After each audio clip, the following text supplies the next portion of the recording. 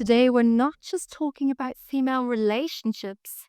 No, we're diving headfirst into the most toxic ecosystem on the planet. Yeah, you guessed it. The female friendship. Because I'm sure we have all experienced less than perfect friendships with women. Let's get real. The sisterhood, it's less of a supportive network and more like a gladiator arena wrapped up in a pretty red box with a pink bow. And today, I'm kind of like the myth busting referee. Okay, so we're going to go and take a look at why female relationships are so fraught with competition, drama, and betrayal. Because I think we've been sold a beautiful lie. Movies, TV shows, Instagram posts, they all paint women as these like ride or die besties who'd do anything for each other. Like Thelma and Louise in that car driving off into the sunset. Have you met actual women? Okay, case in point. Taylor Swift versus Katy Perry. It should have been so perfect.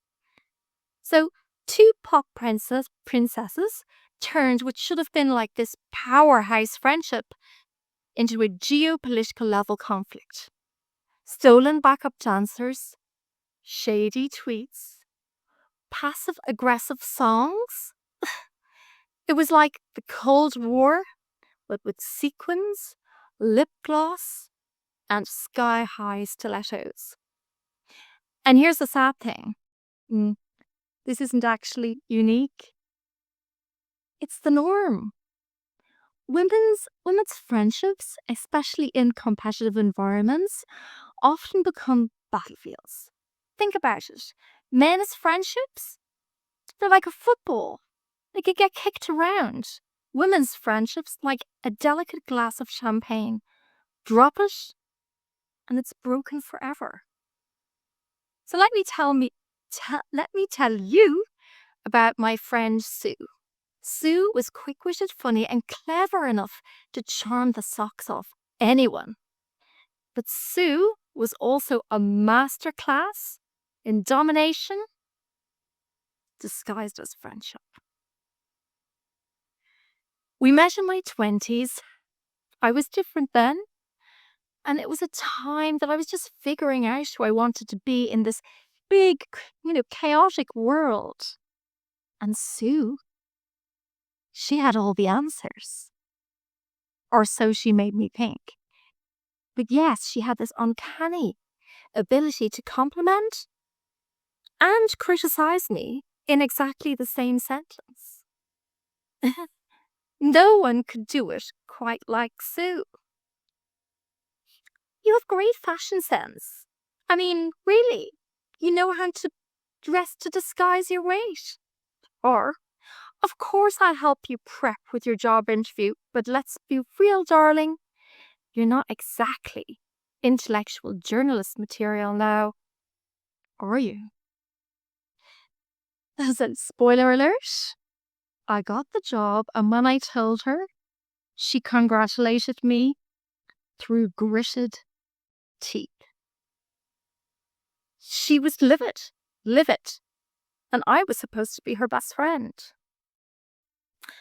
But the real war, it's always when a man gets involved. The real war began when I got a boyfriend, a kind, loving guy who treated me like gold. Sue, who'd been single for years and years and years, became concerned. She was worried about me. And he's sweet, I suppose. But those shoes, that haircut, darling, you could definitely do better.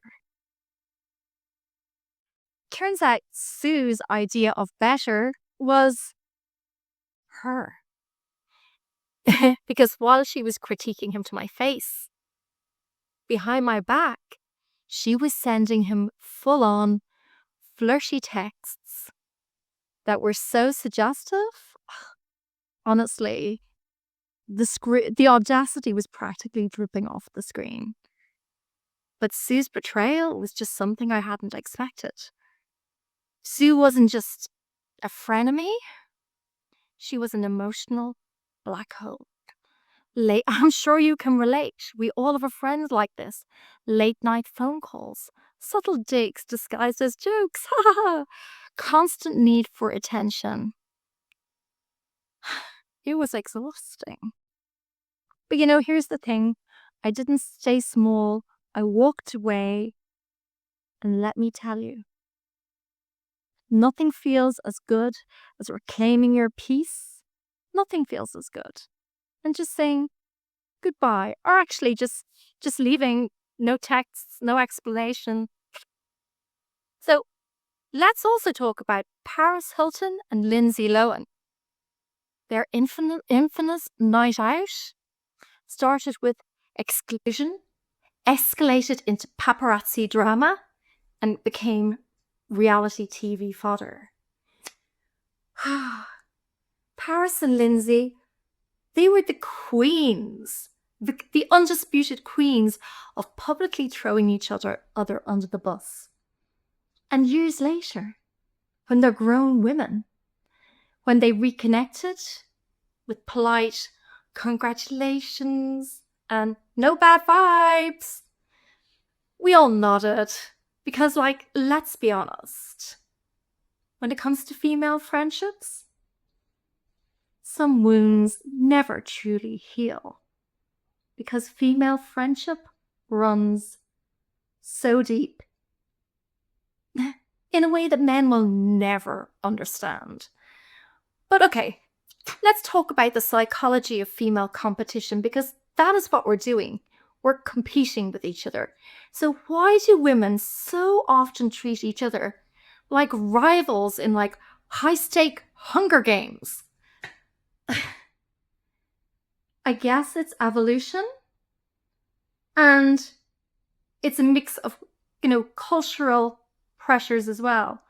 Number one, envy. Seeing another woman succeed. It can highlight what we think we're lacking.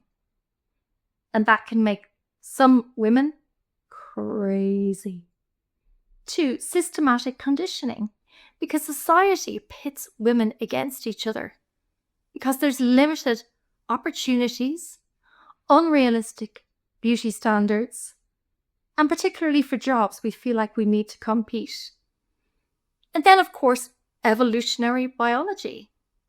Because back in the day, survival meant securing your resources. Often by eliminating competition. And often the resource was a tall, dark-haired stranger. So when we sabotage each other, it's not just mean, it's actually instinct. It's like survival. So if we wind up and we look at it from the point of view of this is something that has been happening for millennia, and who's the most dangerous predator? The one who smiles while hunting, and possibly the woman standing next to you. Think about it. How many women have you trusted, only to realize that their loyalty was strategic? I mean, perhaps you were well connected socially. And why do we smile? Because charm often disarms the prey while the claws come out.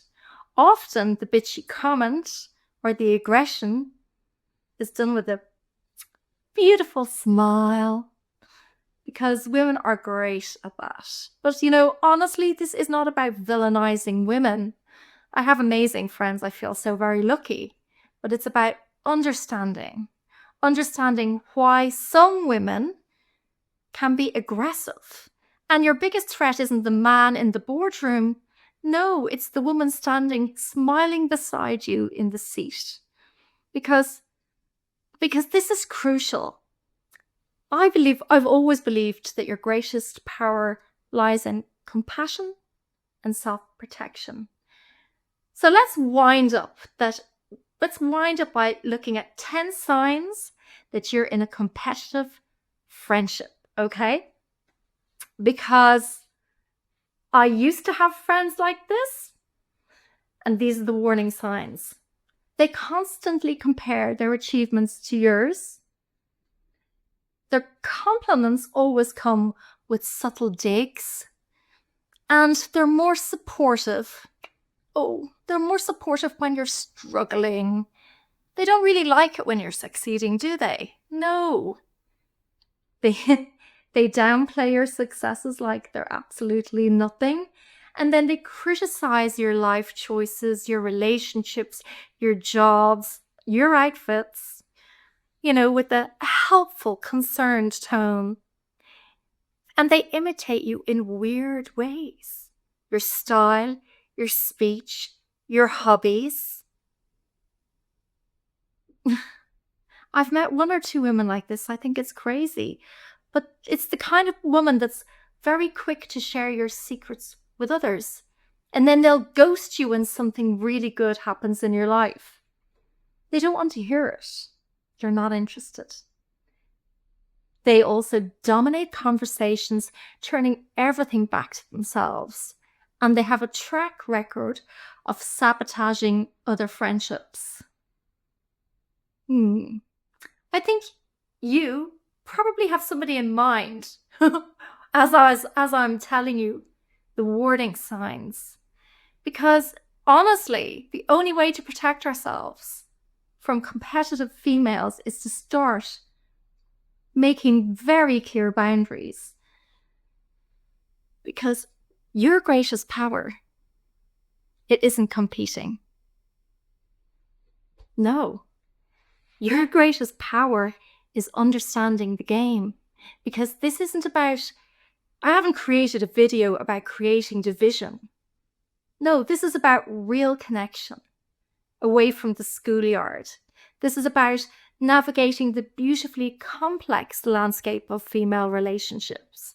As I said, now I have some wonderful friends that are just so genuine and authentic. So, are you ready to rewrite the rules? Let's take a look at our female friendships and let's eliminate the people that really don't have our best interests in heart. So don't forget to hit subscribe, and remember, you're not just surviving, you're thriving. And look forward to joining you next time.